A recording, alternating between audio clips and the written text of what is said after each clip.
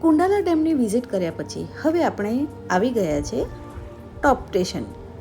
આ place મુન્નારથી 32 kilometre અને કુંડાલા ડેમથી ફક્ત 9 કિલોમીટરની દૂર છે.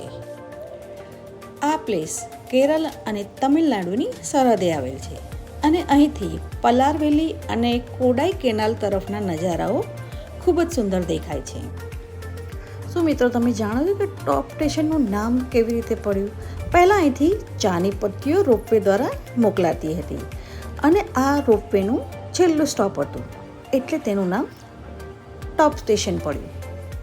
અહીંનો valley view, tea plantation, dam, greenery ખૂબ જ સુંદર લાગે છે. ખાસ કરીને જ્યારે ફોગી ક્લાઇમેટ હોય ત્યારે તો અહીંનો માહોલ ખૂબ જ અલગ હોય છે.